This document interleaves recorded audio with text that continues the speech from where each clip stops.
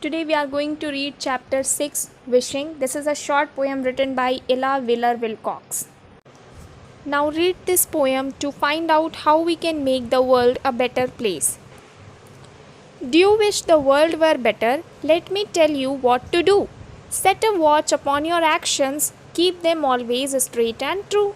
Rid your mind of selfish motives, let your thoughts be clean and high. You can make a little Eden of the sphere you occupy. Poet कह रहे हैं कि if you wish की world अच्छी हो then you have to keep your actions very straight and true. That is, अगर आप खुद से शुरुआत करेंगे तो ही सामने वाला अच्छा होगा. अगर आप अपने एक्शंस पर ध्यान देंगे तो आपके लिए सामने वाला भी एक्शन सही करेगा और धीरे धीरे ये वर्ल्ड काफ़ी अच्छी हो जाएगी.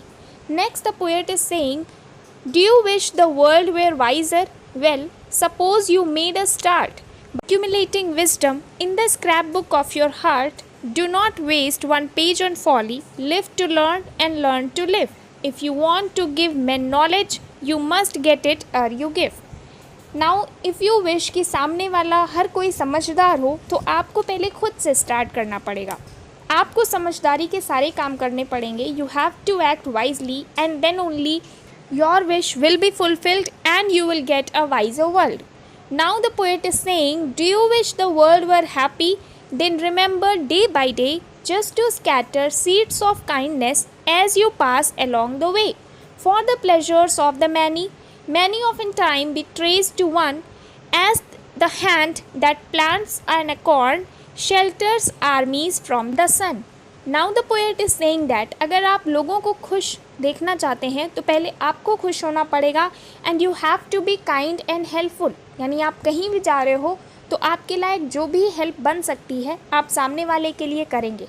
कुल मिलाकर the poet wants to say that if we'll start to be better then only the world will be the best as we think of. हमें खुद से शुरुआत करनी पड़ेगी. हमें खुद सेल्फिश ना होके काइंड बनना पड़ेगा, हेल्पफुल बनना पड़ेगा. अपने एक्शंस पे, अपने बिहेवियर पे ध्यान देने की ज़रूरत है. और सीधी सी बात है कि जब हम अच्छे होंगे तो हमें सब जगह अच्छाई दिखने लगेगी और हर कोई धीरे धीरे अच्छा हो जाएगा. So if you want a better world, if you want everyone to be wiser and happy, then you have to start it from yourself. आप खुद इनिशिएटिव लीजिए और धीरे धीरे सब अच्छा हो जाएगा.